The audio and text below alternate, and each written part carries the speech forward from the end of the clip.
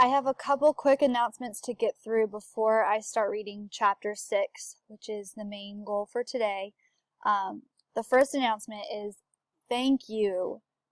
A lot of you took the survey, and I really appreciate you guys taking time to do that, and for your comments. It was just awesome, and some of your feedback, I'm going to apply it into next year, so that was just awesome. So thank you for doing that. And I did add a +2 if you did complete that. That will be on your lowest quiz grade. Now, some of you, not to call anyone out, but if you have failing grades, I did not add the 2 points to that because it's already failing. I added them to maybe like a 73 to make it a 75.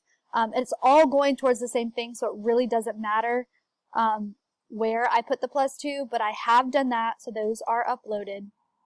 And then the second thing, announcement-wise, is that Wilson Hall has gone to a 4-day school week. And I did change a couple of things, so please make sure that you're checking this to see the revisions made. I'm pretty sure we're going to stick with this, but again, things are changing daily, so just make sure you're paying attention to the document that I posted on Google Classroom. So here we are. I'm going to read chapter 6 to you. Now, your project, which I explained, the analysis activity, assignment, whatever, is due by Wednesday, and it is a major grade. So if you need to listen to my video again, go back to last week's post and watch that. But this should be analyzing chapters 1 through, it says 5, but since I'm reading 6, you can include some things that are happening in chapter 6 as your analysis. And I really, really want you guys to take this seriously because you have a paper due, which is an analysis. And so this little activity, this assignment, yes, it is a major grade, but it will help you with your paper. So make sure that you're actually doing this and using the book and finding the page numbers and completing the assignment. So that is due. You have to upload it to Google Classroom by Wednesday. And then Wednesday, you have to watch another video and continue reading and have some homework questions because I had to revise the due dates. Instead of it being Friday, it has to be Thursday. But yeah, this is the revised version. Okay, so here we go. Notes should be out. Chapter 6. We are in August's house, and Lily has been there for a little bit of time. Very little bit of time. You don't want to look at me.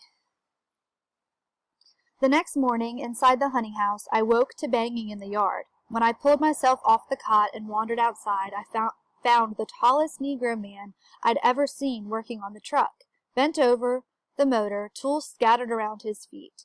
June handed him wrenches and what have you, cocking her head and beaming at him.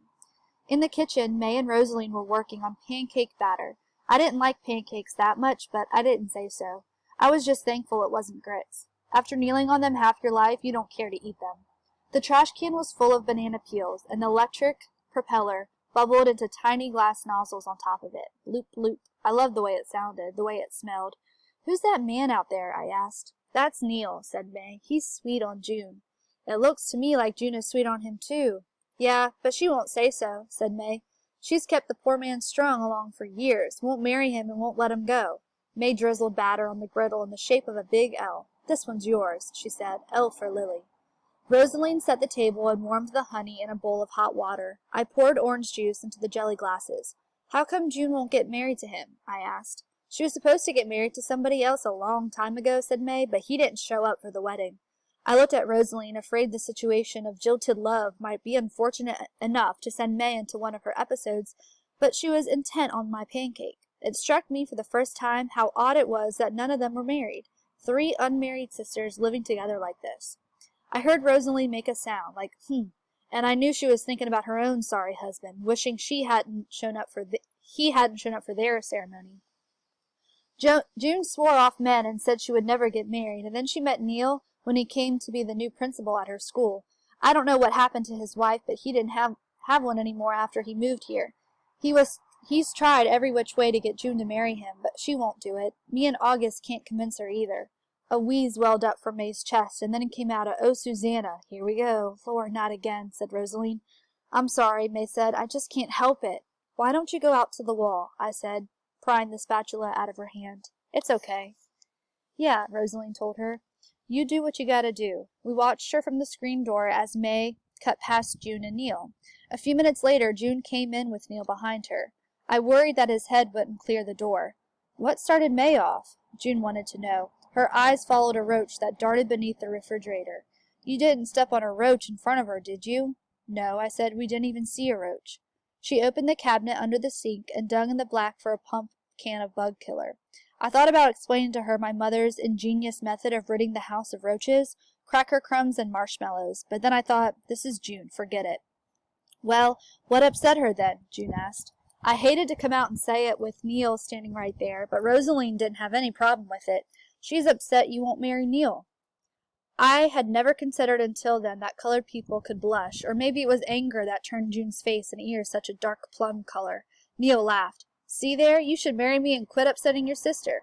Oh, get out of here, she said, and gave him a push. You promised me pancakes, and I'm going to have 'em, he said. He wore blue jeans and an undershirt with grease smears on it, along with horn-rimmed glasses. He looked like a very studious mechanic. He smiled at me and then Rosaline. So are you going to introduce me or keep me in the dark? I've noticed that if you look carefully at people's eyes for the first 5 seconds they look at you, the truth of their feelings will shine through for just an instant before it flickers away. June's eyes turned dull and hard when she looked at me. This is Lily and Rosaline, she said. They're visiting for a while. Where do you come from? He asked me. This is the #1 most asked question in all of South Carolina. We want to know if you are one of us, if your cousin knows our cousin, if your little sister went to school with our big brother, or if you did go to the same Baptist church as our ex-boss. We are looking for ways our stories fit together. It was rare, though, for Negroes to ask white people where they're from, because there was nothing much to be gained from it, as their stories weren't that likely to link up. Spartanburg County, I said, having to pause and remember what I'd said earlier. And you? He said to Rosaline. She started at the copper jello molds that hung on either side as the window over the sink. Same place as Lily. What's that burning? Said June. Smoke poured over the griddle. The L-shaped pancake had burned to a crisp. June yanked the spatula from my fingers, scraped up the mess, and dropped it into the trash. How long are you planning on staying? Neil asked. June stared at me, waiting, her lips pinched tight along her teeth. A while longer, I answered, looking over into the garbage can. L for Lily. I could see the questions gathering in him, knew I would not face them. I'm not hungry, I said, and walked out the back door. Crossing the back porch, I heard Rosaline say to him, Have you registered yourself to vote? On Sunday, I thought they would go to church, but no, they held a special service in the Pink House, and people came to them. It was a group called the Daughters of Mary, which August had organized. Okay, so we have 2 things I want to point out. The first one is we have a new character, Neil, and he works at the school with June, and they are an item. And then we have religion. There's something you need to know. Daughters of Mary. And they don't go to church, but the group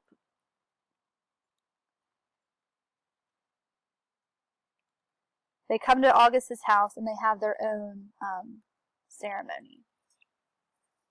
Pages always have pages. 106. And I think it goes into like 107 or something. The Daughters of Mary started showing up in the parlor before 10 a.m. First was an old woman named Queenie and her grown daughter Violet. They were dressed alike in bright yellow skirts and white blouses, though they wore different hats at least. Next came Lunell, Mabley, and Cressy, who wore the fanciest hats I'd ever laid eyes on.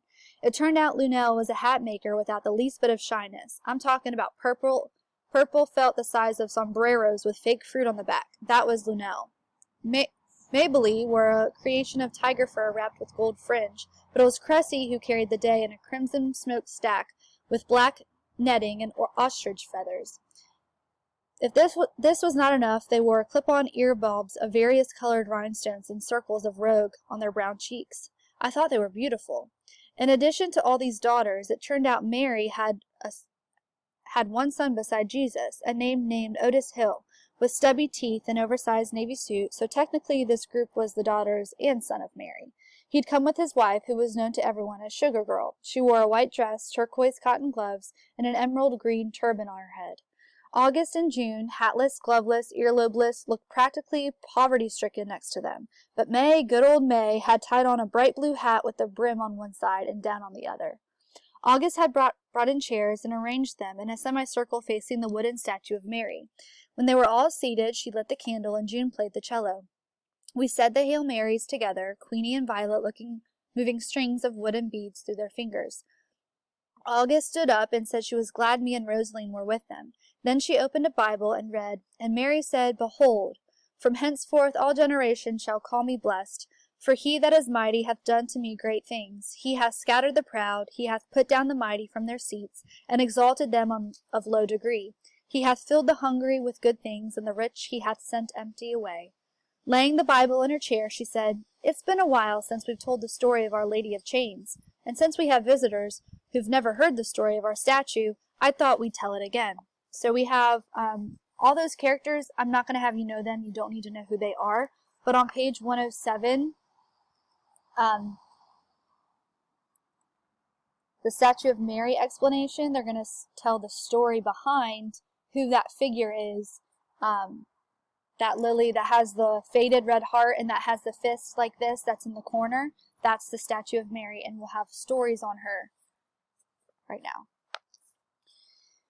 One thing I was starting to understand was that August loved to tell a good story. "Really, it's good for all of us to hear it again," she said. "Stories have to be told or they die. When they die, we can't remember who we are or why we're here."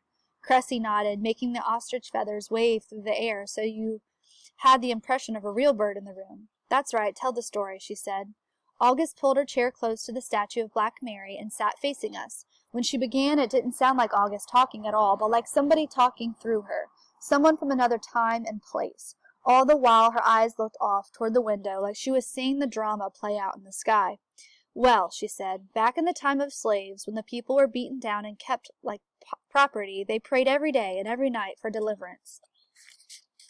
On the islands near Charleston, they would go to the praise house and sing and pray, and every single time someone would ask the Lord to send them rescue, to send them consolation, to send them freedom. I could tell she had repeated those opening lines 1,000 times, that she was saying them the exact way she'd heard them coming from the lips of some old woman who'd heard them from the lips of an even older one, the way they come out of the song, with rhythms that rocked us to and fro till we have left the premises and were ourselves on the islands of Charleston looking for rescue.